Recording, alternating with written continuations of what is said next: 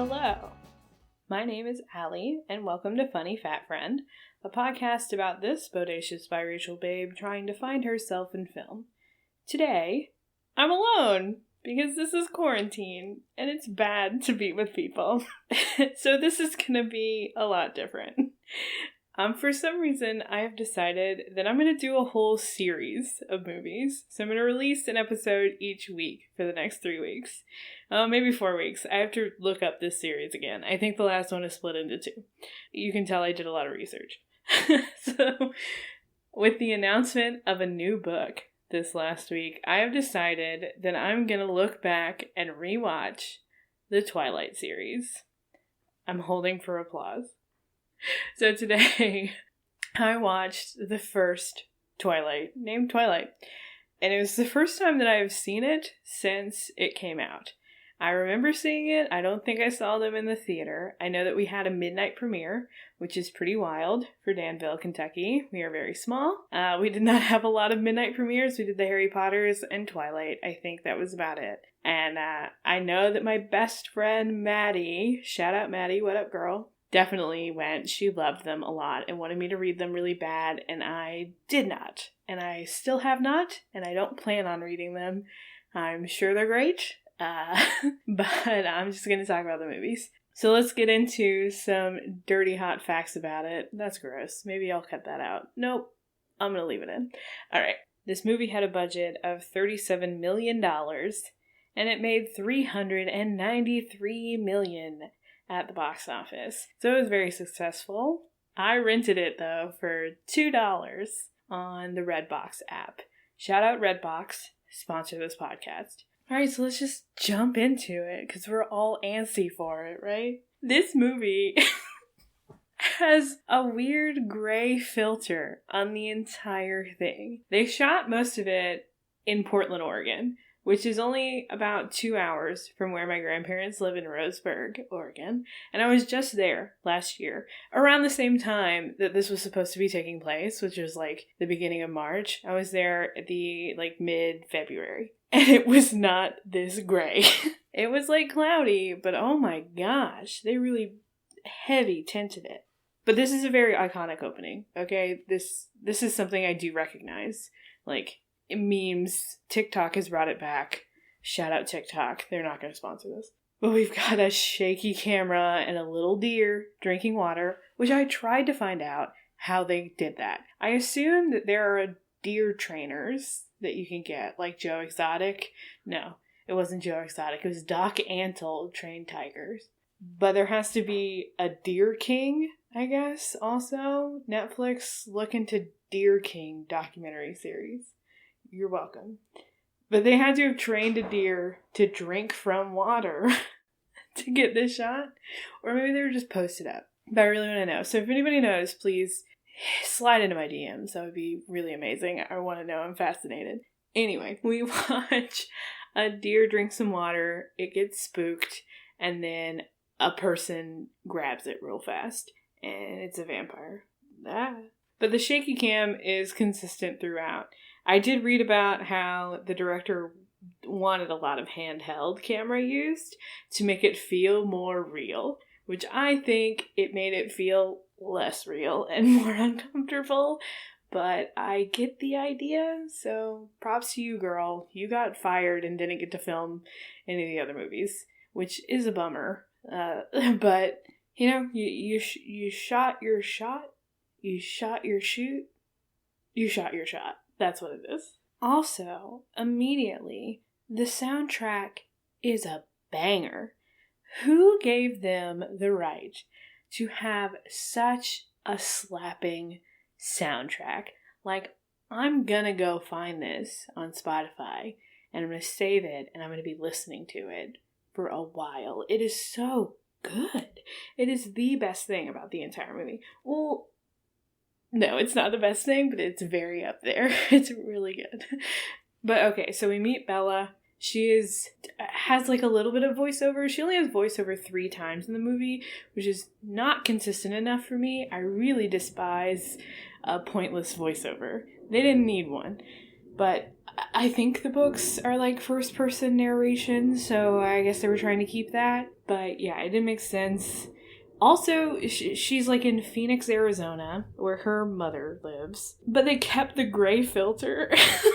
Didn't take it off. So even Phoenix, the desert is all gray, and she's holding a little cactus. And she's moving to Oregon to stay with her dad. And when she gets to her dad's place, she still has like a little cactus, which took me right out of it. You cannot get on a plane with a cactus. There's no way.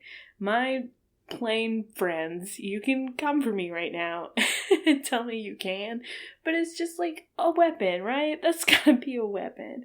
How can you carry that on? You'd have to keep it like in your lap the whole time. I don't believe it. It didn't make sense. I wasn't on board. Anyway, she moves in with her dad because her mom and stepdad want to go on the road. Which doesn't make any sense, because her stepdad is a baseball player. Why does he need to go on the road? Do they travel? Do baseball players travel? I don't think so. No, I've been to one baseball game, and they did not travel. It was here. And she keeps talking about how distant she is with her dad, but she used to spend 2 weeks every summer with him. And it's like, yeah, it's not very much time. I spent like 2 weeks every summer at 4-H camp. You know, I don't talk to any of those people anymore. Also, at this point, 5 minutes into the movie, I realized that I had just recently subscribed to the Criterion Collection. And this is the movie that I decided that I needed to talk about. I have literally the greatest films ever made at my fingertips. And I was like, no, we need to talk about Twilight. Oh, man.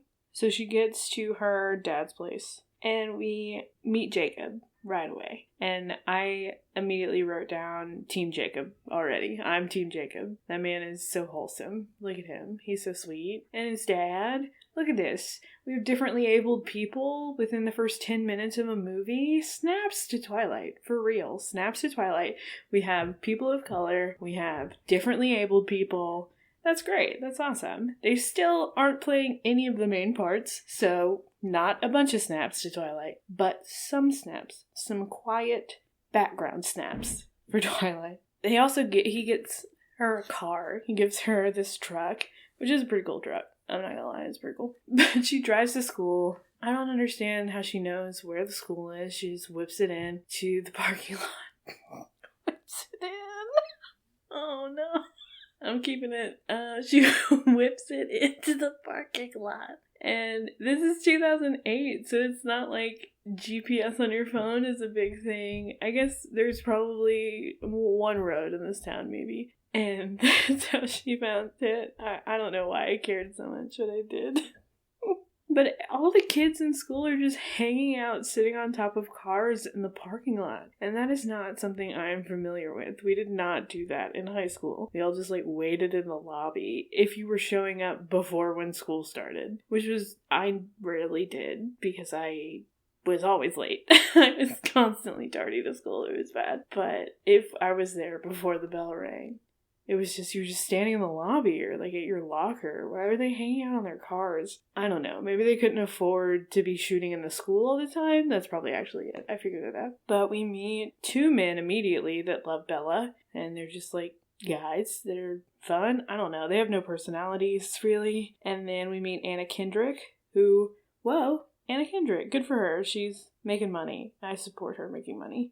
But she does say that she thought that all people in Arizona were tan. And Kristen Stewart says that must be why she got kicked out of Arizona. Which, honestly, I think this movie is a comedy, right? I don't think this is a serious teen romance as it is billed. It is a comedy, and it's a good comedy. If you think of it in that way, it's very funny. It is a great movie. I like it a lot. Thinking of it as a comedy made me like it. I really like this movie. But there's also one of her new friends, makes fun of her truck, but then during lunch, kisses her on the cheek and pulls out a chair from under the man sitting next to her, which I guess is high school? I don't know. We didn't have chairs at tables that you could just pull out. It was those scary long cafeteria tables with built-in stools, But okay. Oh, then we get the Cullens. Wow. I don't understand how this cafeteria is set up because the Cullens come in from outside, which wasn't an option at my school, coming from outside, and walk through, and some of them already have food on trays. So that implies that the food is outside of the cafeteria. I don't know, but it really did bother me enough that I needed to write it down. But they come through and they are all translucent. They are so pale that it's you could write on them with a dry erase marker. You could project the movie Twilight onto their faces because they're so white. It's wild. I don't know how they did that. I want to know how they did that.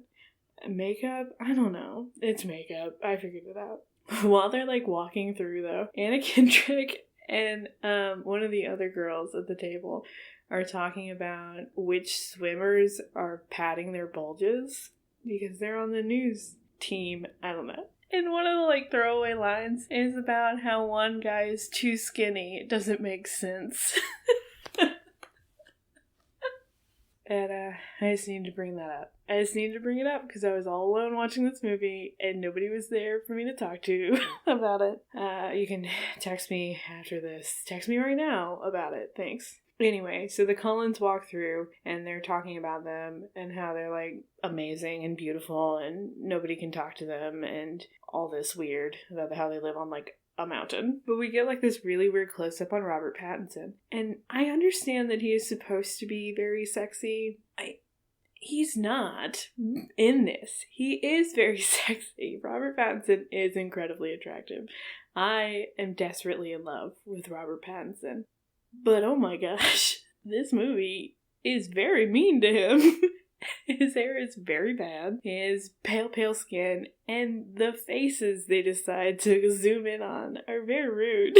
But he does. He looks awful. Like, he looked better in The Lighthouse. And part of that movie, he's like covered in like shit water. I don't understand. But you know, alright, do you. So anyway, they're zoomed in on Robbie Pats. And then we cut to the next scene and she's walking into like biology class. And for some reason, there's a fan blowing. Edward is sitting at a table, and the wind hits her, and we see it hit his face, her scent, and the face he makes. He's an amazing actor. He's so revolted. And it's so funny. It's like she sits next to him after that, and he looks like she's just like made of dead farts. Like... It's a comedy. It's so funny. He looks ridiculous and he like runs away after class. And for some reason she like follows him to the guidance counselor's office. And he's like, please, I can't be in this class anymore. This girl smells like farts. And so she gets sad.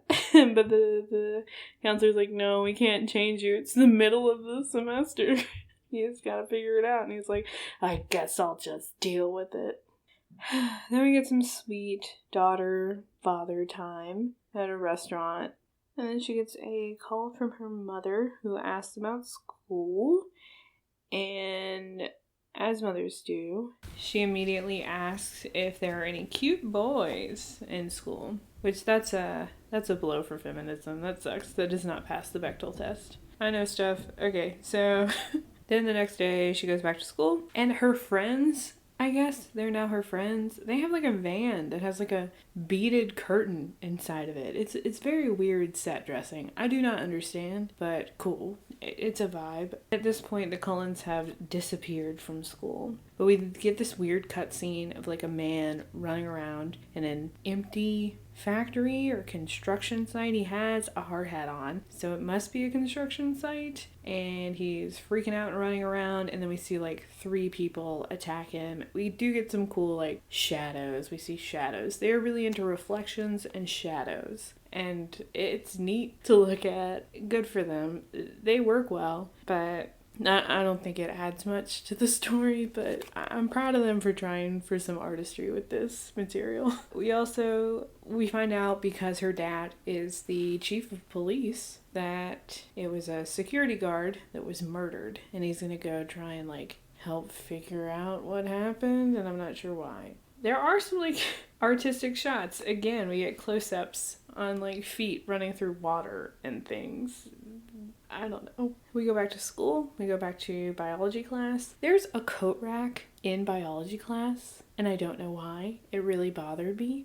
They come into the door, and they're, like, putting their coats on a coat rack. Do they not have lockers? I don't think anybody in this movie has been to high school. I think that's what we've learned. Yeah. Nobody's been to high school. At this point, I think Bella has also been asked out to prom by 2 out of the 3 men she knows. Also very weird. But Edward is now back, so that's exciting. They are lab partners, and they're looking at an onion. Shrek. Oh, I should do Shrek. You guys. I should do the Shrek series. Should I do the Shrek series and Twilight at the same time? That's interesting. I'll workshop it. We'll see. But anyway, they're looking at an onion, and it seems like he's kind of gotten his life together a little bit and isn't frowning at her in disgust.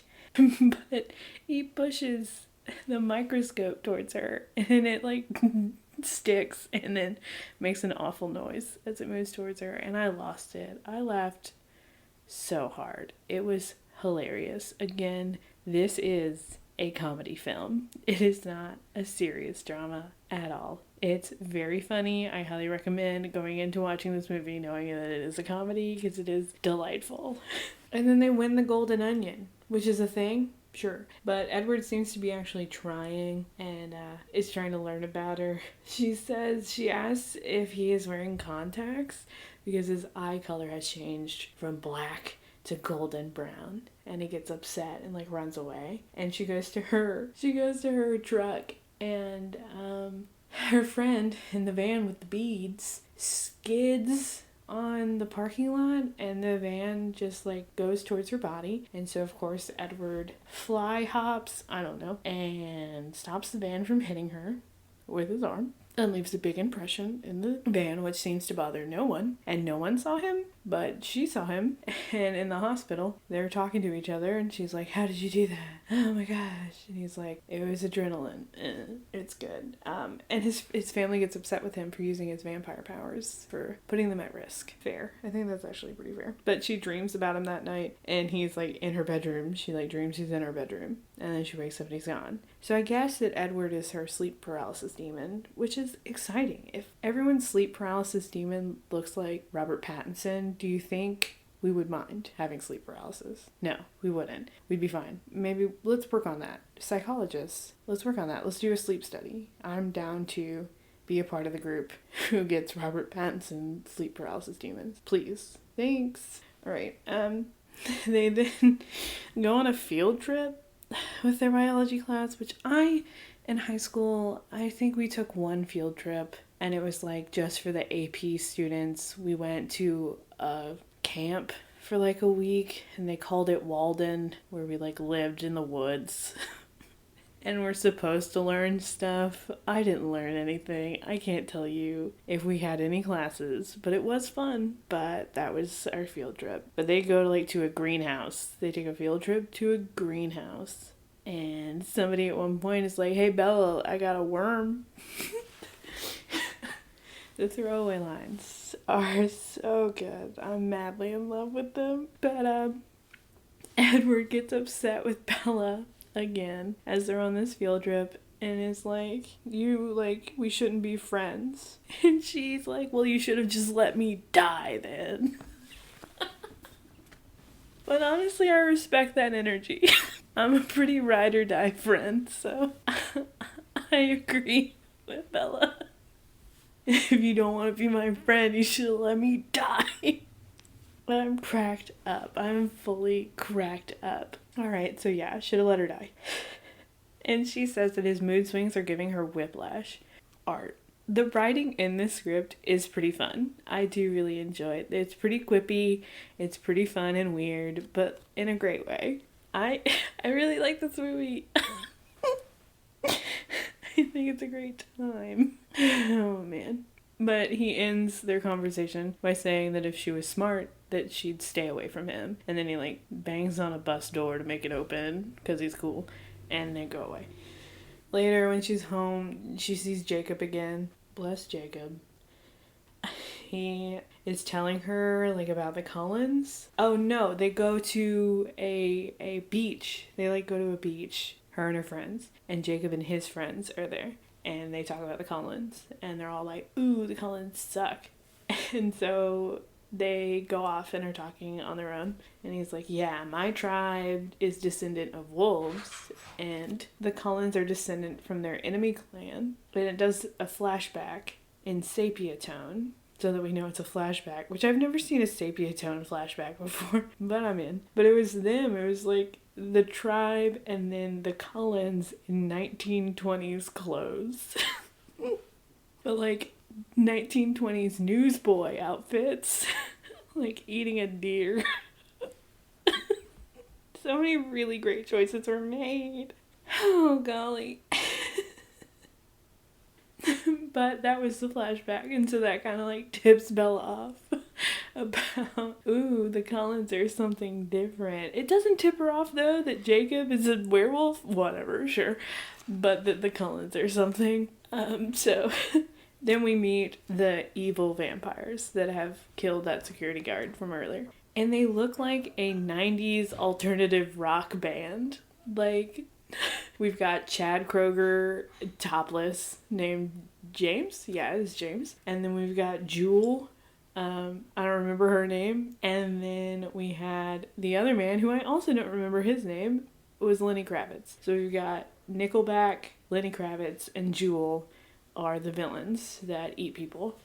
And they attack a man who is Bella's dad's friend who played Santa Claus one time. This is a deep plot. There's a lot going on. But yeah, the next day is nice. It's a nice day. It's all sunny. And so the Cullens don't show up. Ooh, what does that mean? So then we find out that her two friends are both going to prom with the dudes in their group. And they're going to go prom dress shopping on the coast, and she wants to go because she has researched a bookstore that's there. It's like a Native American bookstore with like deets about these clans. And so she goes to the bookstore, and I don't understand this movie trope of being able to just like hand a wad of cash to a person and they just accept it without counting it and then you leave. But that's what happens. She buys a book with a wad of cash and leaves. I guess people don't get change. I don't know. But as she leaves, she like gets surrounded by trash men who are scary. And it's very nerve-wracking. This is shot really well. It was very uncomfortable and scary. And I was like, oh no, it's not a comedy anymore. This is real. And Edward zips in his Toyota. I don't know. I'm car blind. I don't know what different types of cars look like. It was something normal. And he whips in and he snatches her up and he's like, those men were thinking terrible things. And she's like, what, can you read their minds? And he's like, it wasn't hard. You can just know what they were thinking. It's good. But then he takes her to meet up with her friends who have already eaten dinner, and they're like, oh no, we ate. And Edward's like, oh, I can just like take you to dinner, I guess, after this traumatic experience. And her friends just leave her with him in a different place that isn't her hometown. They're bad friends. Anyway, they go to dinner, and a full pinup woman is their waitress, and that's not a dress. This one is in like a full costume from 1950, and we don't talk about it. Nobody else is dressed up like that. I need a whole lot of more movies. I need a mini series on HBO about all the background characters in Twilight. Thank you. So they have dinner together. He is like, I can read people's minds. And it's like going through reading people's minds. There's a man, he's like, that man's thinking about cats. And he goes, the man just sighs. And I laughed again very hard. These are the important parts of the movie that they needed to keep. It's a really good comedy, you guys.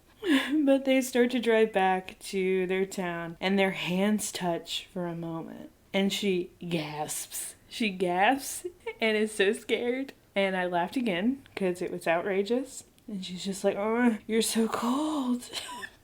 and they don't talk at all, but when she goes back to school, she just like looks at him and then she walks into the forest and he follows her. And we get like the most iconic scene of Twilight, which is her standing in the middle of the woods and her like listing all the things he is. And like he's cold and stuff. I didn't write it down because I didn't care. And then he goes, "Say it." "What am I?" And she goes, "Vampire." And then he goes, "Are you scared?" And then immediately Matilda, my cat, started meowing really loud. So Matilda knew what was up. But she wasn't. So Bella wasn't scared. And he's like, "Well, I'm going to change that." Which he does this multiple times. Whenever she's like, "I'm not scared," he like tries to scare her. It's rude. It's so rude. He like puts her on his back and like runs, and that's high comedy. Is this awful scene with terrible special effects of him running through this forest really fast. And he wants her to see him in the sun. Opens his shirt and it's just like this gold glittery. It's like lotion. You know, you can get like body lotion that's glittery. It's that. I think that's what it is. And she's like, "You're beautiful. It's like diamonds." Which, I guess, sure, sis, go off. Like, this is festival wear to a T. He looks like every girl at Coachella day 3. Like, just like sweaty, sparkly, just in the sun. And that's a whole mood. People are into it, and that's great. But he keeps going on about like how he has killed people before, and that she says it doesn't matter. Homegirl is wilded. I'm so uncomfortable with Bella. The amount of issues, she needs so much help, for sure. So he has murdered people before, and he says he wants to kill her. That's the next thing he says to her, is that he wants to kill her. And that she is his own personal brand of heroin. That's a bad line. You remember how I said earlier that the writing was good? I'm out. I'm sorry. I was wrong. I take that back. That was really terrible and bad. I don't condone it. But the two of them are definitely...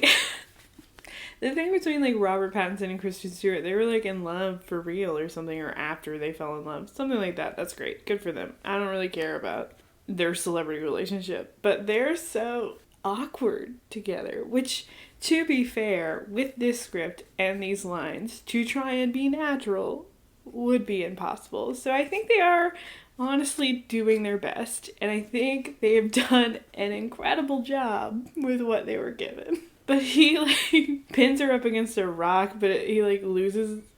He doesn't have the conviction to do it fully because he's a normal, nice human being. But it's just very awkward. It made me really uncomfortable, and I had to write it down. And then they keep talking about, vampire stuff, I guess. They like just go around this forest. They don't know how to just like sit and chat. Y'all know how to keep moving. That like would bother me if I was trying to talk to somebody and they kept getting up and like walking around. Would make me annoyed.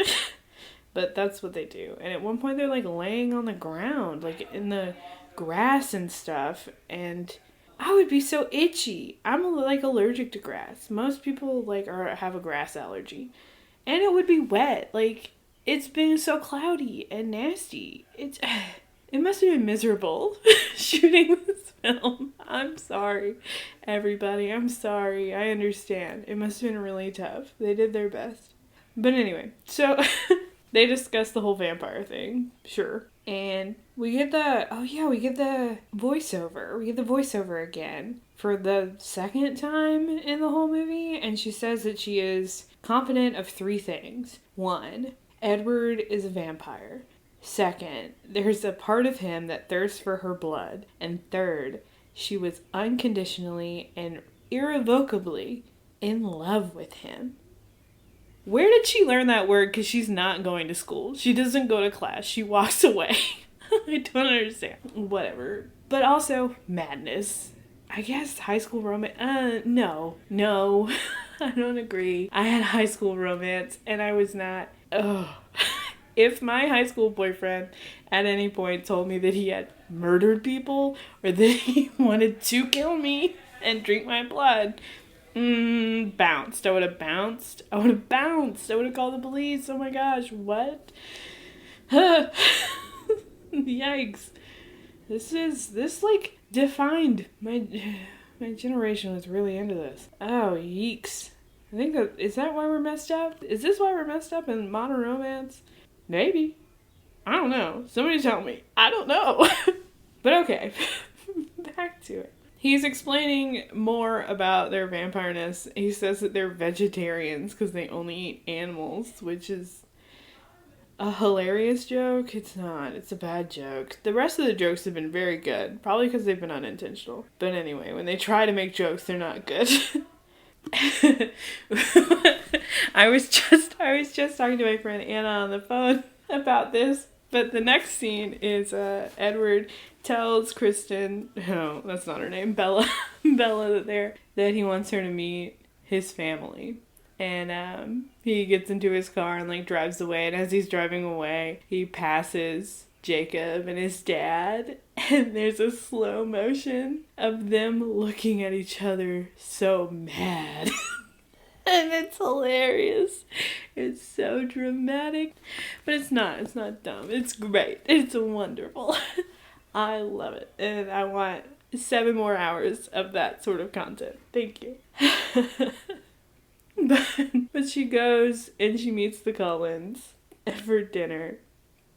And they're like cooking dinner for her. And that's like sweet. Because they don't eat food. But they say that it gave them an excuse to use the kitchen for a first time. And she's like, oh, thank you. But Edward is not having it. And it's like she already ate. And so they get upset and they're sad. And Rosalind, I think that's her name, is Rosalind. She's blonde. She's a blonde vampire and she's mad at everybody all the time. Her character trait is that she's a bitch. And that's too bad. She deserves more than that. Yeah, I guess the female characters are not great in this movie. Oh man, now I'm thinking about it. Now I'm getting bummed out about this movie. I guess nobody's characters are really well developed. It's pretty even. Everybody's pretty not developed. Okay. I don't think that's better, but I don't know. You guys decide. But anyway, at this moment at least, it seems like Robert Pattinson has taken the time to let us into the fact that he is aware that this movie is wild. His facial expressions during this entire scene of them like talking to her, he is just so confused. And like this is all very ridiculous and doesn't make any sense. Why is any of this happening? It was nice. He was representing the audience and that's always nice. But they go up to his room and that's like fun, I guess. He just has like a bunch of vinyls and CDs and what I thought was a bed until Bella's like, you don't have a bed? And I was like, well, what is that bed-looking thing? I guess it's not. Rich people just have, like, cool, flat couches. I don't know. And he's like, well, I don't sleep. Ever. I hiccuped. I don't think I'm going to take the hiccup out. I don't sleep ever. And he's listening to Debussy's Clair de Lune.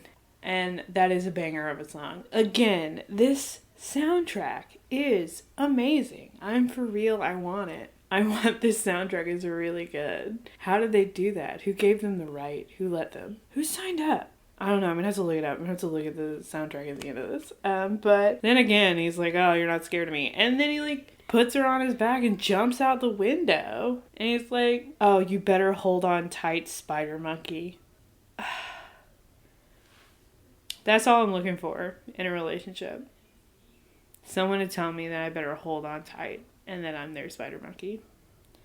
So, the bar's on the floor, I guess. Everybody. It's so bad.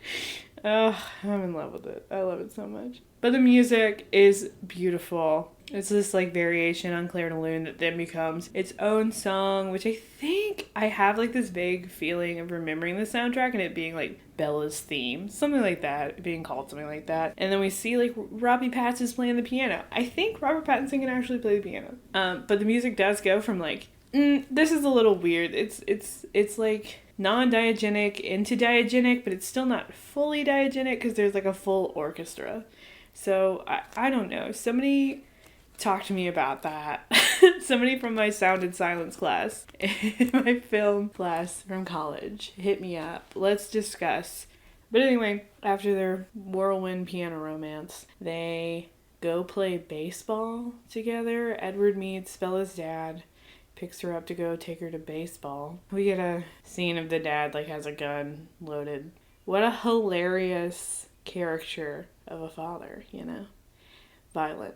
So they go play baseball and he's like, you'll learn why we have to play baseball when it's thundering. And it's because they hit the ball so hard it makes it crack. But also like they aren't constantly like flipping cars over or bursting doors. So like they can control their strength. So I do not understand. But sure, it's like fun. It's fun for them. But it's not fun for long because the 90s alt-rock group Vampires show up to the party. And they're like, hey, let's play baseball with you. And they're gonna for a second. For a second, they're like, okay, let's play baseball. But then they smell Bella and James, which I guess is the bad one. Victoria is the other one's name. And I still don't know the other one's name. But the chick is Victoria, I think. Yeah. They start to fight, or it's like a little awkward because Bella is a human and they're like, we want to eat her. James wants to eat her. So they run away and Bella and Edward come up with a plan to like keep her and her dad safe by like making this ploy of like her and Edward broke up and so she has to like leave and she wants to go stay with her mom for a little bit and leave. And he's like, you don't have to hurt your dad in order to leave. But I guess she just doesn't listen to that and is just really mean to her dad and makes him really sad. But also, he lets her leave. Like, she like just drives off in her truck in the middle of the night to go drive states away. Not this. In no world. In absolutely no world would anyone in my family let me do that. But sure, this is Vampire World. So yeah, sure. So they drive away. Edward's with her. They're all team Cullen is collected. And they're like trying to keep her safe from James. And while they're like escaping, Ashley Green, I don't remember her name. She's one of the vampires. And she can see the future. And is like, ooh, the tracker has moved somewhere else. And they're like, where'd he go? It's like, oh, it's like in a room full of mirrors. And at this point, I'm going to be very honest, I fully tuned out. I do not know exactly what happened. My Uber Eats got here and so I paused the movie and I got my food. And when I turned it back on, they were in a dance studio. I think it was a dance studio. From context clues, there's like, she thought she heard her mom in like a closet. And it was like a video of her as a child in the dance studio. I don't know. Are we going to get more about that? If she was a dancer? I'd watch that prequel as well. I love a dance movie. I should do more dance movies. I've seen all the step-ups.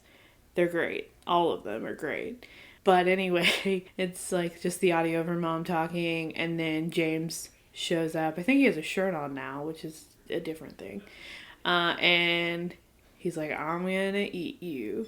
And she's like, don't eat me. And he's like, I'm gonna. And then your boyfriend's gonna come. And she's like, no, he's not. And then he breaks her leg. It escalates so quickly. Breaks her leg. And he's like, call for your boyfriend. And I wish it was Call Your Girlfriend. Call Your Girlfriend's a great song. It should have played. Anyway, he breaks her leg. And she's like, no, I won't. Which is exceptional fortitude that Bella has in this moment. If you jam my finger, I would probably do whatever you want me to. I can't. It hurts. But Edward shows up anyway because, you know, love is strong. And they fight and she's like, they break some glass She gets cut up. She like cuts a major vein on her thigh and is sad and dying. And Edward like gets James pinned, and then the rest of the Cullens show up and they're like, yo, Edward, you gotta stop because you're not a murderer. But I guess the rest of them are, because the rest of them then murder James. So I don't know. But his dad, man, helps him with Bella, and James is like bitten her and she's starting to turn into a vampire because that's all it takes. And he's like, you gotta suck the poison out of her hand. And he's like, I won't be able to stop. And Dad's like, you just have to stop. And so Edward starts sucking the poison out, all while they are fully breaking James's neck and throwing him into a fire. And so that's great. And then, Carlisle is his dad's name. Carlisle is like, oh no, Edward, you gotta stop now. It's time to stop. And he's like, nope. And then blacks out. And Bella wakes up in the hospital with her mom. And first thing, she's like, where's Edward? And her mom's like, oh, he's been here. He's asleep. Which we know, you guys, that he doesn't sleep because he says he didn't sleep. So he's acting. So this is very meta. This moment is Robert Pattinson is acting like a vampire who doesn't sleep, sleeping.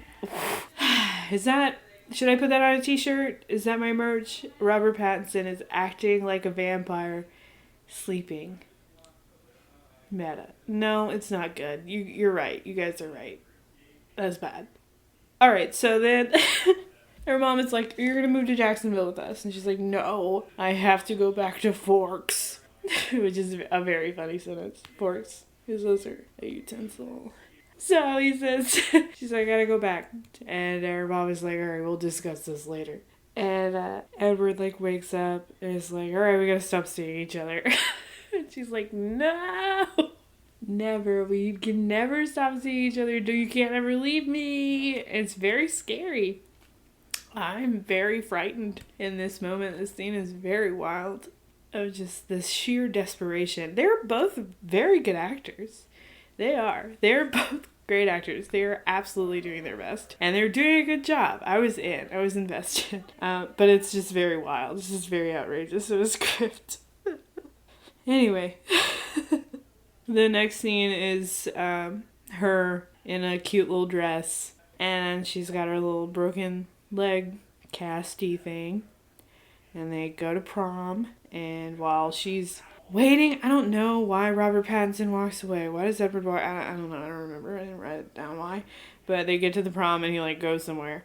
And she's like sitting. Oh, he's like parking the car. He dropped her off to park the car. And then Jacob just appears from the woods that is just surrounding everywhere in this town. There's woods everywhere in this town. Even at the prom venue. And he's wearing like a pop punk outfit. He's got half rolled up white long sleeve shirt and a not all the way done tie. It's pretty hot. Team Jacob, you guys. He comes in and he's like, what's up? She's like, oh, you're going to prom? He's like, no, my dad paid me to come talk to you. That was unnecessary thing. $20 also. Only $20. And he had to walk there feasibly. I guess he didn't walk. He's a wolf. He ran. But his clothes wouldn't have been intact if he turned into a wolf. I don't know. We'll dissect that. I don't know. But anyway, he's there. And he tells her that his dad wants her to break up with her boyfriend. I guess his dad is the OG Ariana Grande. Break up with your boyfriend because I'm bored. That's so hot. I'm into that. I like it now. But anyway, she's just like unfazed entirely by all of this information. Like dad paying him to talk to her, unfazed, cool. And then wanting her to break up with her boyfriend, unfazed, cool. And then she's just like, all right, tell your dad to pay up, bye. And then they go into prom and she signals to Anna Kendrick's character that her boobs look really good. I fully understood this. This is the most relatable moment of the entire movie, is this nonverbal communication of pointing at her boobs and like giving a thumbs up every day, almost every day of my life, not in quarantine. is me telling people how good their boobs look. But they go and then they start dancing together in a sweet gazebo. And when they start dancing, there are two other couples that about 3 minutes, not even 3 minutes, like 15 seconds into the beginning of the song, leave and just leave them alone in the gazebo to dance together. And she's talking about how she wants to be with him forever and that he should have let her get turned and that she's gonna get turned because that's what the future seeing vampires said. And he's like, no, anything can change about the future. But also, I've seen these movies. Why didn't he just let her get turned? I don't know. Somebody tell me. I don't know. But anyway. They kiss. It's nice. Does he? I don't know. He like kisses her neck. It's like an allusion to biting her, you know. And then they like zoom out and there's a dolphin eye sculpture. That's pretty fun. But then we also see Victoria is like in the upper deck of wherever they're having this prom. I don't know where they're having this prom. There's a lot going on. It's like a 2-story house overlooking this gazebo and she's on the top floor. She's like dressed up. And it goes black and white as she walks away. And that's the end of the movie. Did that make sense? I don't know if it made sense. But anyway, that's Twilight. So let's start the critical consensus on this movie. It's very mixed reviews for when this film came out. It has a 49% on Rotten Tomatoes, which I think, what would I give it? I'd give it like a for comedy, it's like an A+. I think it's a extremely funny and enjoyable movie. And so, yeah, I'd probably give it a solid A. It's an A for me. So that's what, like a 90? That's a 90% for me. That's what it should have. Do I relate to this movie? No, I don't relate to Twilight on almost any level except for telling my friends that their boobs look good. Which I only do if they're comfortable with. So, yeah, nothing really about, I think this movie was supposed to kind of be, for me, it came out when I was a teen, was when the Twilight books came out, and the movie, because the movie only came out 3 years after the first book came out. So, ideally it was meant for me. I did not care about any of them. I was like into Underworld. Those were the vampire movies I was into. And I'm emo. I'm an emo. So it adds up. But that doesn't stop it from being incredible. I'm really glad it exists all the same. So yeah. That's it. That's Twilight. Thanks for listening to this weird me talking alone to myself in my living room and drinking. And I'll be back next week to do the next one. And then the next one. And then the next one. There are 4. I confirmed this in the middle. I stopped recording because my friend Anna called me. Shout out to Anna. You're a queen. And did confirm. She read them all and watched them all. There are 4. So this is quite the undertaking. But I'll be back. We'll discuss them again. Hit me up. Let's talk. Anybody want to talk to me about this movie? I am always game. I need it. These are so good. Again, only $2 to rent on a Redbox. They have an app, you guys. Check it out. Alright, anyway. This is Allie. I've been your friendly neighborhood fat friend, and I'll talk at you later. Bye!